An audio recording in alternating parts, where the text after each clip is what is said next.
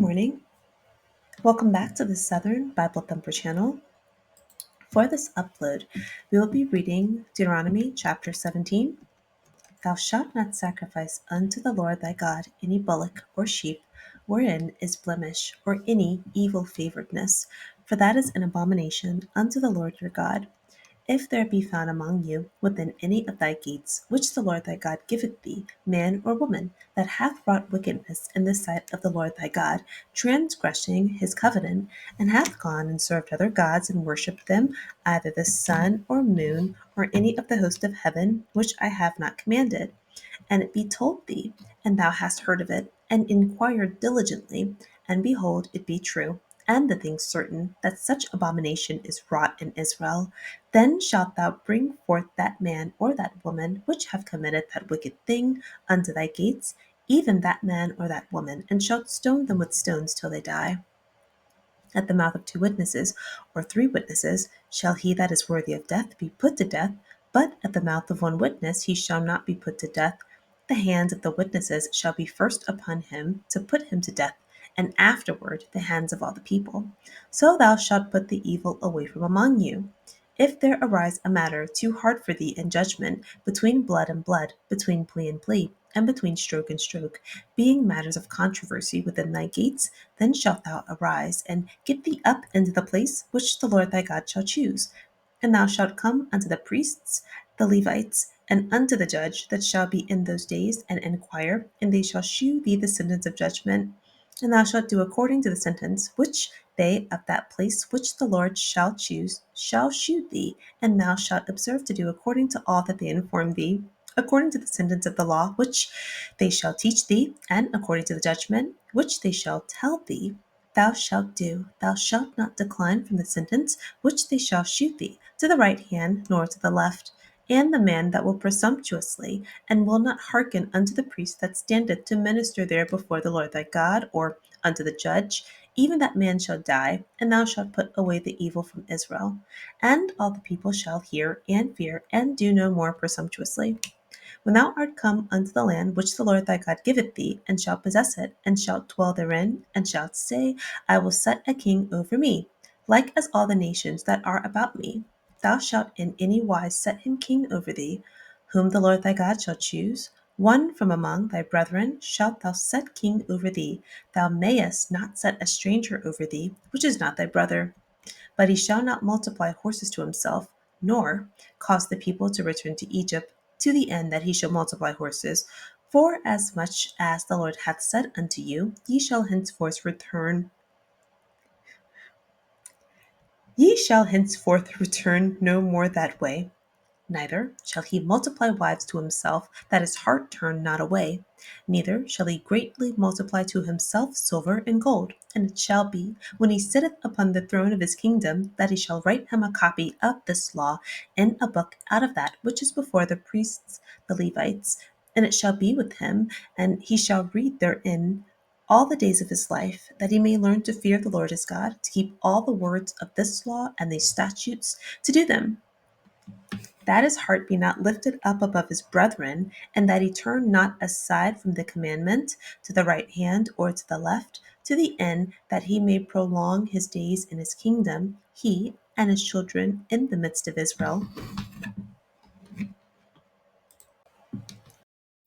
Summarizing Deuteronomy chapter 17, Moses is continuing his farewell address to Israel, summarizing the events in Exodus, Leviticus, and Numbers.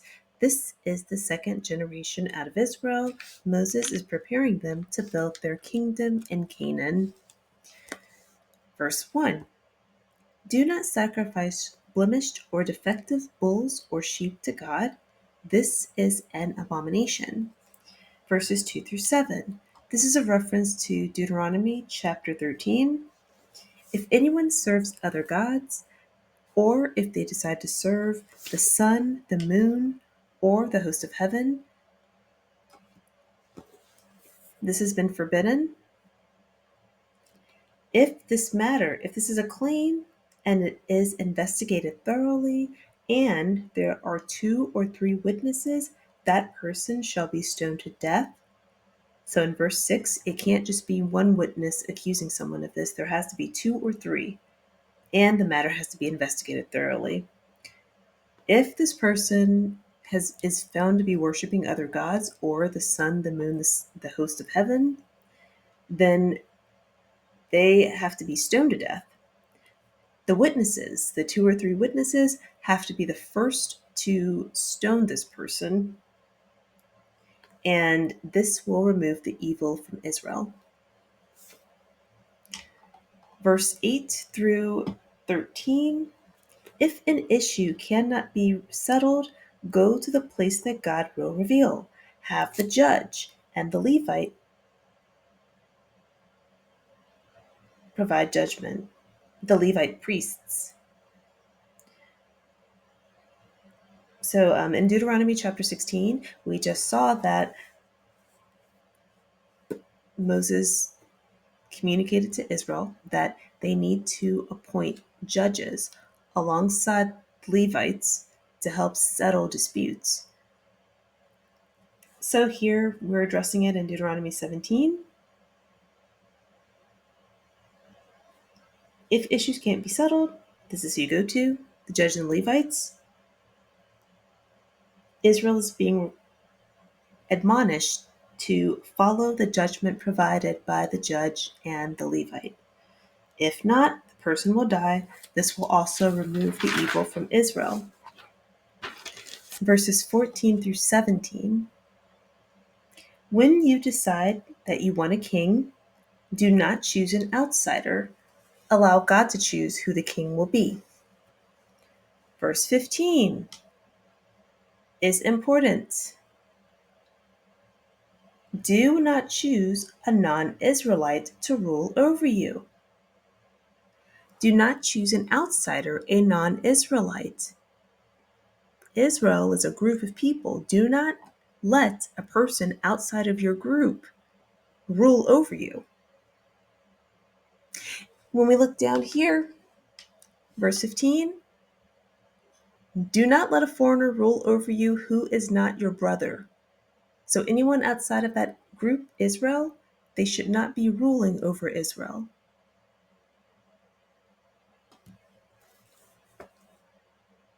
So that's the first requirement to have a king. No outsider. It even says brother. Okay? So then, other requirements for the king. The king may not hoard horses. Okay, don't acquire many horses. This is like wealth. They can't hoard horses. They can't cause Israel to return to Egypt to try to get more horses. They can't have many wives, because having too many women for a king will affect his heart. It will affect the condition of his heart. He can't have that many women around him. So we have this. I just want to point that out because there's all this stuff about, oh, there's multiple wives in the Bible. There's multiple wives in the Bible. What we see here, he shall not acquire many wives for himself, lest his heart turn away. So he's not supposed to be excessive. Also, don't hoard silver and gold. Don't hoard these items. Don't hoard women, and don't hoard items. Sometimes women in here are like listed as items.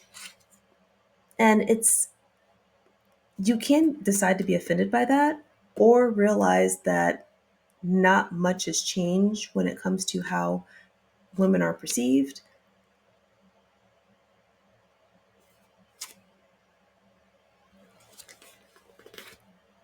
Information is not there to be offended by, it's there to understand, so you know what the next move needs to be for you. We live in a world that says a lot of things, but then when you fulfill all the requirements that you're told to fulfill, well, you'll notice that the magic doesn't always happen like that. So, as a woman, it's important to decide for yourself, to go to God for yourself, and let that be what rules you, because It's just very easy to fall into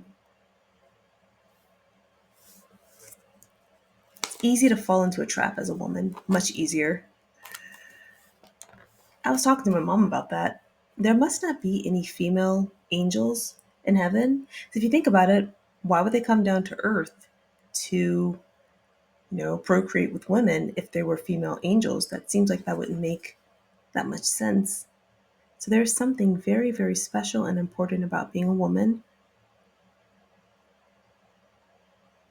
And you can't count on people that are not in that group to tell you how special you have to be as a woman, to make angels come down from heaven for you, to make the man who talked to God turn away from God and obey the woman.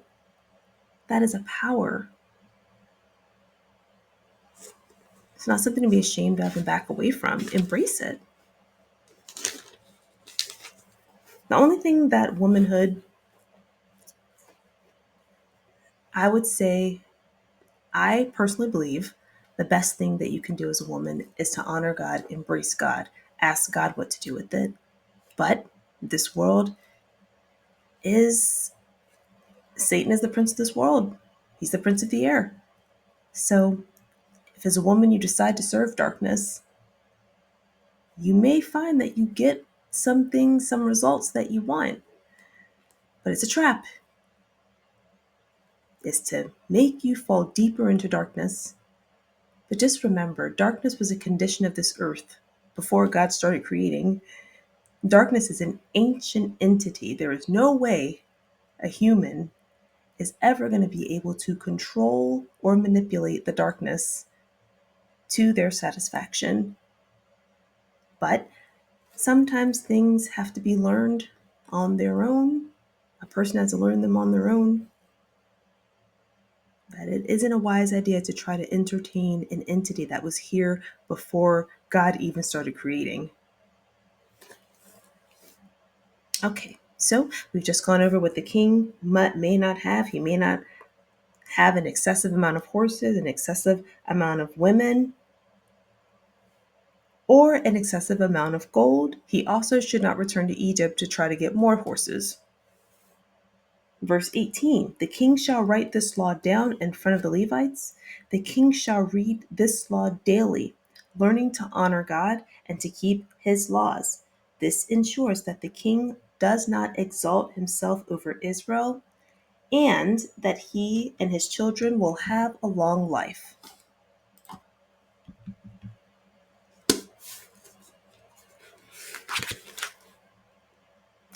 I think it's really interesting how in the Bible, the ideas of loyalty, of sticking to your own group, of, death being required to keep things pure. Very interesting. But I have heard over the years growing up in church that the Old Testament is like the hardcore version of Christianity, and that things do get a bit softer as we get towards the end of the Bible. Well, that's all I have for Deuteronomy 17. Thank you so much for clicking on the video. I love you. Me and you are going to have a wonderful day. Goodbye.